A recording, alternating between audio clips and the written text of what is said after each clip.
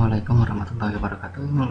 Saya selanjutnya MPLS VPN, dimana di sini memiliki dua customer, yaitu BRI dan BCA. Adapun tahapan konfigurasinya adalah sebagai berikut. Pada PE router, pertama membuat VRF, kedua konfigurasikan IP address dan VRF pada PE yang menuju CE, ketiga mengaktifkan multi protokol BGP, keempat menambahkan routing PE dengan CE. Sedangkan pada CE router, pertama konfigurasikan IP address pada CE, kedua konfigurasikan default route. Membuat virtual router forwarding. VRF diperlukan untuk setiap customer.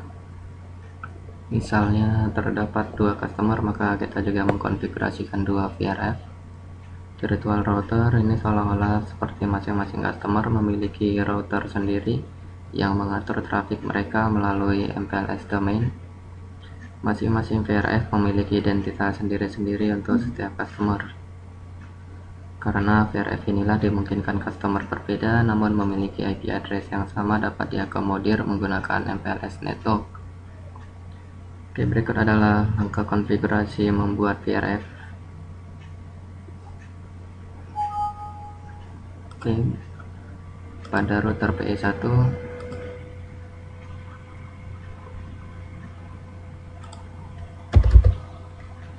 enable konfigurasi terminal IP VRF.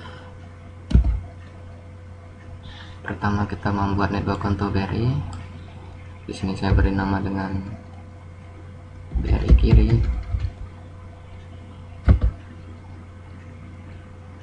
Dengan route distinguisher 65001, route target export 65001, route target import 65001. Begitu juga untuk network BCA, IP VRF BCA kiri, route distinguisher 65002, route target export dan route target import.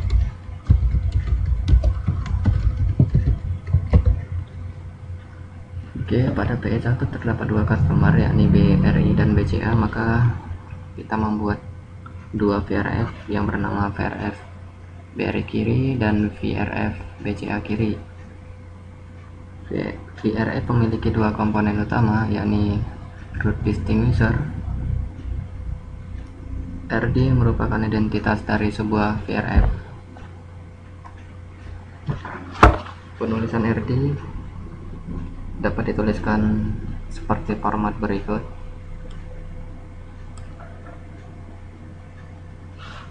Kalau yang ini 16 bit AS number, kita juga dapat menuliskannya dengan format 32 bit IP address.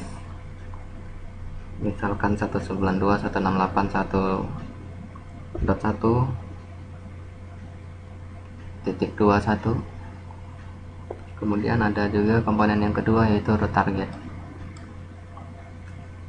Route target digunakan untuk menentukan rute yang mana yang akan diimport ke dalam VRF dan menentukan rute mana yang akan diekspor. Sifatnya seperti routing policy. Format penulisannya seperti route distinguisher.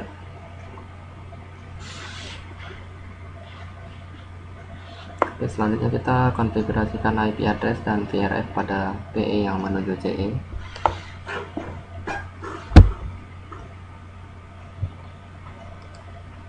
Oke, ini untuk yang VRF pada PE2 juga harus dikonfigurasi.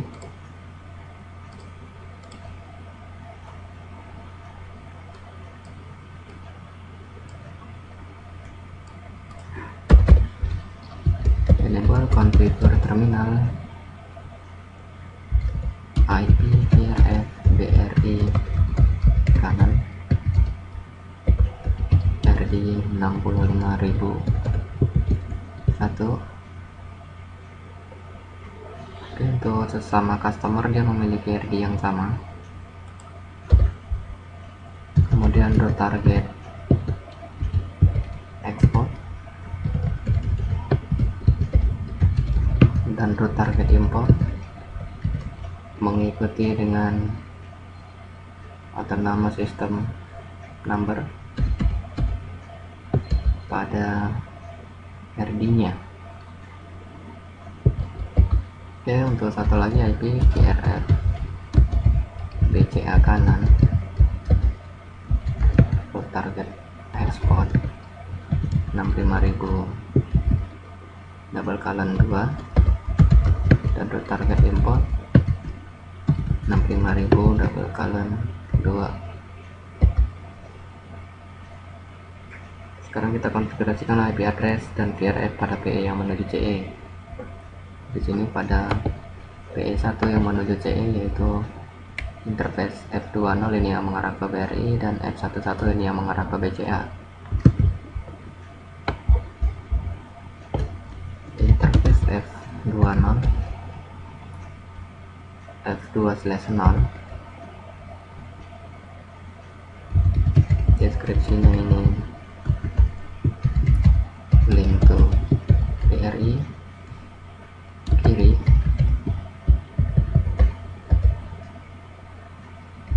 IP VRF forwarding BRI kiri, IP address 10.10.10.1 255.252. Kemudian interface F1/1 deskripsi link to BCA kiri, IP VRF forwarding BCA kiri, IP address 10.10.10.1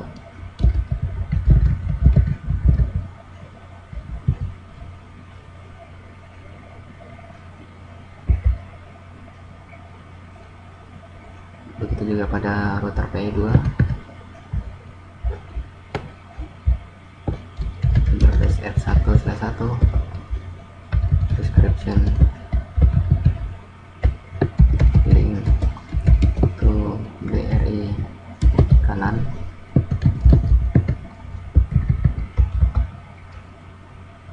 IP forwarding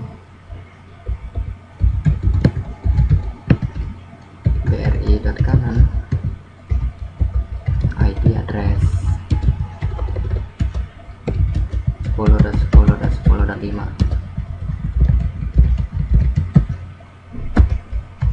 Interface F2/0 description link to BCA kanan, IP VRF forwarding BCA dari kanan, IP address 10.10.10.5/30. Oke, untuk router untuk verifikasi show IP VRF,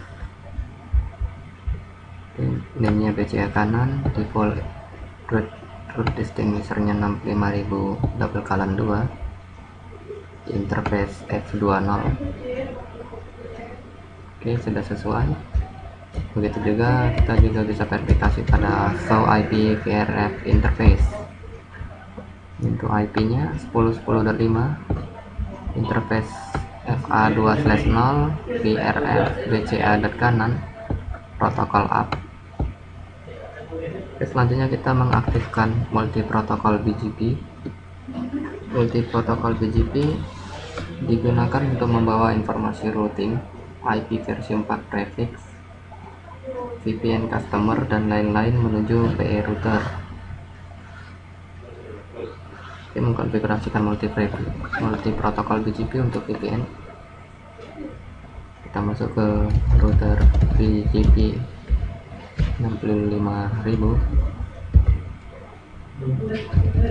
address family VPN versi 4, neighbor 1.1.1 activate. Ini neighbor dari IP address untuk loopback pada PE1. Begitu juga pada router PE1, router BGP 65000, address family VPN V4, neighbor 3.3.3 activate.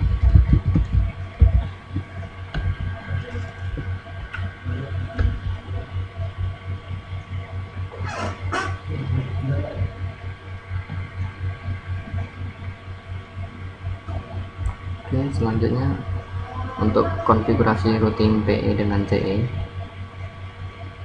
Routing protokol yang digunakan pada koneksi router PE dan CE ada beberapa pilihan, antara lain: pertama, dengan menggunakan routing statik; kedua, menggunakan routing RIP versi 2; ketiga, menggunakan routing EGRP; keempat, menggunakan routing OSPF; kelima, menggunakan routing BGP yang akan saya jelaskan pada lab selanjutnya. Oke, untuk lab MPLS VPN mungkin sampai di sini dulu. Jika ada saran dan kritik silahkan diberikan di blog. Saya akhiri, assalamualaikum warahmatullahi wabarakatuh.